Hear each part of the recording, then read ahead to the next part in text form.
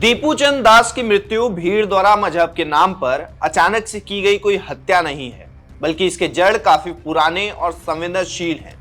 भारत और बांग्लादेश के बीच काफी समय से तनाव जैसी स्थिति बनी हुई है और बांग्लादेश में लगातार बांग्लादेशियों द्वारा हिंदुओं को निशाना बनाकर मारा गया है।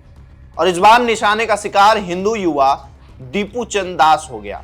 भीड़ को उकसाया गया और जानबूझकर दीपू की हत्या कर दी गई। भीड़ को यह कहकर उकसाया गया कि दीपू ने मजहब को लेकर अपने सोशल मीडिया प्लेटफॉर्म्स पर कुछ ऐसे आपत्तिजनक चीजें साझा कर दी थी जिसको नहीं करना चाहिए था।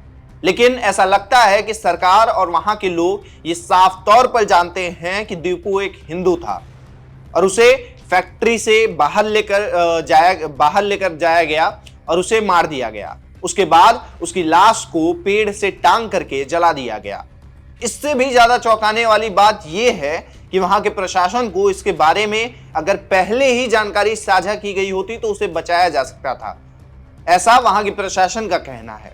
सरकार चुप्पी साधे हुए है और इस हिंसा को बढ़ते हुए देख रही है, मानो जैसे वो खुद चाहती हो कि बांग्लादेश के सारे हिंदुओं को या तो वहां से हटा दिया जाए या उनको मार दिया जाए। यूनुस सरकार के लोगों द्वारा जिस तरह के बयान सामने आते हैं उससे ये चीजें और भी ज्यादा स्पष्ट हो जाती हैं कि बांग्लादेश में हिंदू विरोधी गतिविधि अपने चरम पर पहुंच गई है और अगर जल्द ही इसमें भारत और दूसरे देश शामिल नहीं होते हैं तो बांग्लादेश के मुसलमानों द्वारा सारे हिंदुओं को मार दिया जाएगा और बांग्लादेश फिर से पाकिस्तान बन जाएगा। भारत इस पूरे घटनाक्रम को बेहद गंभीरता से देख रहा है। भारत और बांग्लादेश के रिश्ते ऐतिहासिक, सांस्कृतिक और रणनीतिक रूप से महत्वपूर्ण रहे हैं, लेकिन ये रिश्ते सिर्फ बैठकों और समझौतों से नहीं चलते। जमीनी हालात, सुरक्षा का भरोसा और नागरिकों की रक्षा, यही दो देशों के रिश्ते को मजबूत करता है और ऐसा लगता है कि बांग्लादेश इन रिश्तों को मजबूत करना ही नहीं चाहता। जब ऐसे मामलों में स्पष्ट और सख्त कार्रवाई नहीं दिखती तो कूटनीतिक स्तर पर भी दबाव बढ़ता है। विशेषज्ञ मानते हैं कि यह समय बांग्लादेश सरकार के लिए निर्णायक है।